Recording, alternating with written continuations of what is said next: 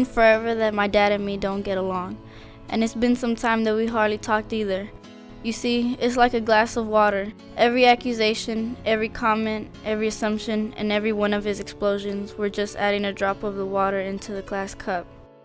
Well, the story goes like this. My dad and me started off with a bad relationship since my childhood. We never got along, and we never had that father and daughterly bond. I was more of a mommy's girl. He didn't feel like a dad to me. Our relationship made it seem like he was more of a stepfather that isn't blood and just brings home the money. He never spent time with me, never had conversations with me, never took me out or attended my important events.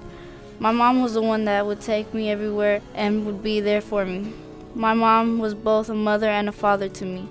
Even though I tried to start some kind of connection with my dad, he never showed much interest, and this gave me a sense that he didn't care to even try. And because of that, he never got to know the real me, his daughter. This led to how he is now. He has a hard time trusting me, doesn't let me go out or hang out with friends, doesn't know my birthday, my age, or even what grade I'm in, and doesn't know a thing about me. Instead, he would talk a whole lot about me to my mom without knowing if it was even true, but wouldn't say it to my face until he was drunk.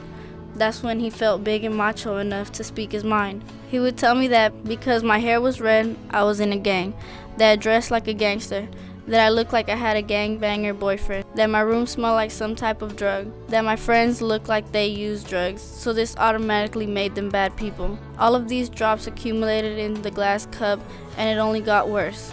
He was always breathing down my back and checking up to see what I was doing in my room. It was uncomfortable being around him. And when words were exchanged, it was very awkward. My mom and me are really close, and she would let me go out when my dad wasn't home so that he wouldn't find out. But this one time I left that night because he was out with my uncles drinking. When he came home, my dad tried to hit my mom because he was drunk and mad that she had been covering for me while I was out. Luckily, he was so drunk and clumsy that my mom was able to keep up with his strength and keep him off of her. I was tired of being the target for his anger. I was filled up to the rim. When my sister told me that this had happened, I tipped over and shattered.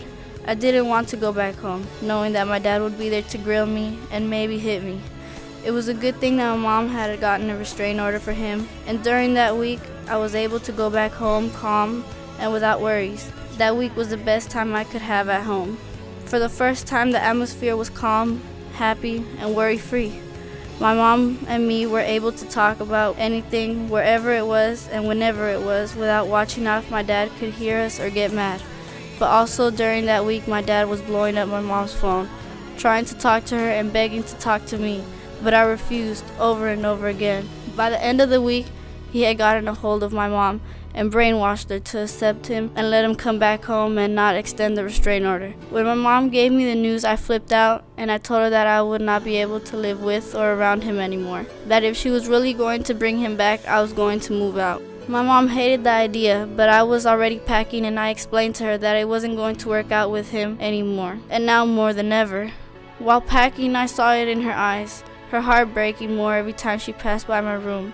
After sitting down and apologizing to her, she agreed that it was best for our family relationship and me. I packed all of my things and she took me to my grandma's house that day before my dad was going to come home. So I won't be afraid and the darkness will fade, 'cause there's a light in me that shines brightly. At my grandma's house, I live in her attic. It's big but messy with a lot of old junk. I have managed and I fixed it up to accommodate me. All of my expenses came out of my pocket and my money saved up in the bank from the 2 jobs I got when I moved out. I have noticed that since living at my grandma's house, I've been getting better grades and I'm able to focus better. I feel like I have achieved a lot more since living here. I want to get all of my priorities done and graduate on time. Go to college, pursue my studies in criminology to become a probation officer, have enough money to buy a home, and start a family like I always planned. I feel like the pieces of the glass have been put back together, and now the cup is stronger than ever. They can try, but they can't take that away from